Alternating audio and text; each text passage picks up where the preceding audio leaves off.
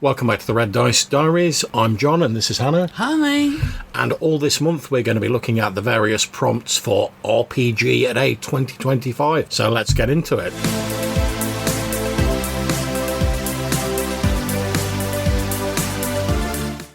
So it's day 24 of RPGaDay 2025 and the prompt today is reveal, which we talked a little bit about in the last episode. So love, what are you thinking?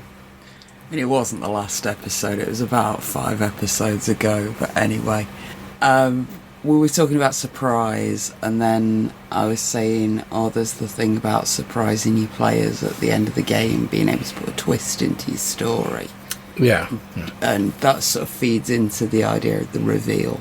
And so, what for the audience, what do you mean when you say like a twist at the end of a session? Obviously, we're all aware of like if you watch a horror film or whatever, the twist at the end.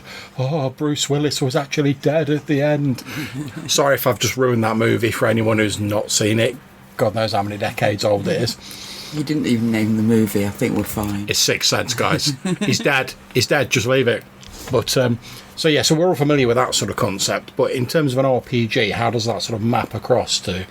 Well, it either does or it doesn't, and it depends very much on your players and how you telegraph your twist, if you're going to have a twist. And there's the whole debate as well, like you were talking about the Quantum Ogre. Yeah. In fact, it was in... here is a big spoiler, Star Trek this season, but we'll not get into it too much. Strange New Worlds. She goes into the holodeck made an Agatha Christie mystery for her. Yeah. And then she solved it before the first ad break, so the holodeck leveled up and changed the mystery.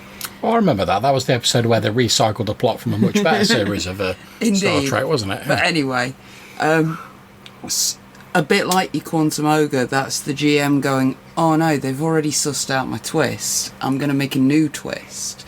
And you either pull it off or you don't.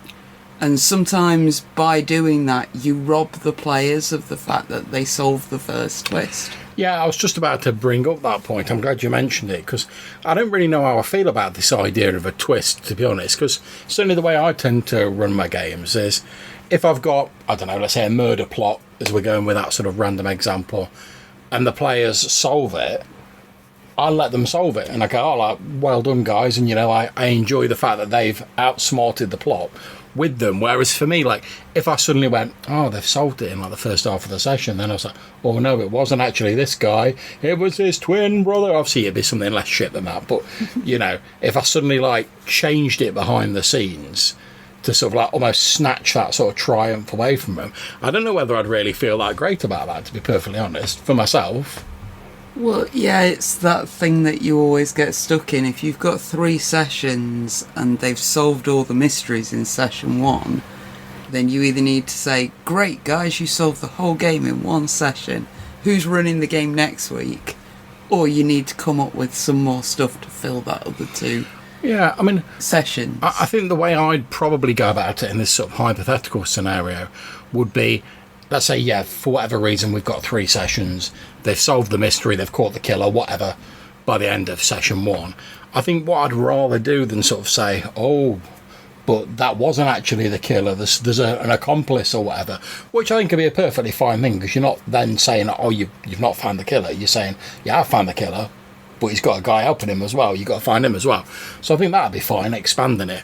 But I think personally what I'd rather do is go, okay, you've solved this mystery, but maybe drop some hints in to another mystery that's sort of tangentially related to it. So I don't know. Again, I'm just going for a random example here, folks. Obviously, you'd give this more thought if you were doing it. Let's say you've caught the original guy, and originally the idea was, he was killing people because he's a maniac murderer or whatever. In this situation, I'd be like, yeah, well done. You've outfoxed it. You've caught the guy. Brilliant. He's going to jail. Job's a good one. But then I might drop a few hints that well, maybe he wasn't just doing it because he's a maniac murderer. Maybe he was being guided by a cult or something like that. And you can then go, the second mystery is, who are the cult? Yeah, that's the sort of thing I try and do with it myself. Yeah. Where, okay, you've solved mystery number 1. There is another mystery connected to this one. But I'd also try and feed that back into the characters that they've already met. Like, we were talking about characters that the players all focus in on, like the stable boy or the old granny or the barmaid, who they just fall in love with and want to help out all the time. You take that character and you give them a bit more colour. Yeah, you expand on them. You either threaten them with your villains, or you make them one of the villains, or there's quite a lot of things you can do with that when you want to expand on a story. Yeah, I mean, I think this is one of the things, when we were talking about like investigations, and I was saying, I always try and have like a few floating clues around in case people get really stuck. I think it's probably worth, if you're going into this sort of plot line, to sort of have half an idea in your head, well, what do I do if they solve it really quickly? Because then, you can sort of drop a few little clues in to like the link to the second mystery, which you don't have to use if it takes them 3 sessions to solve the first mystery. But if you then unveil the second mystery, it's not like it's been dropped from nowhere, I mean, the other way to look at the reveal in a game is like a soap opera kind of a twist, where something unexpected comes out of nowhere. You were talking about having like the evil twin or something of one of your characters turn up in your Warhammer game. Yeah. And having like a sudden bit of random drama turn up, like, maybe your group's got one of those characters that likes to go around and hump all the barmaids. A bard, yeah. Maybe next time they go through that town, there's a heavily pregnant barmaid who's a bit annoyed that he left without telling her. Yeah, I mean, I think in terms of the sort of evil brother in my Wolfrock game, again, that was something that the player had established from the start, and we didn't just sort of like drop it in. It was a case like one of the other player characters heard someone mention that, like, there was like a grave robber or something in the town, and then he was like, looked a bit like your mate there, actually. At which point the other players were like, you said you've got loads of brothers, do any of them look like you? And he was like, yeah, we all look pretty similar, to be honest. And he was like, yeah, he was just like you, but he had like black hair instead of brown hair. And immediately the player was then like, oh, right, okay, I think I know which one of my brothers it is. And then that sort of led off into the plot from there.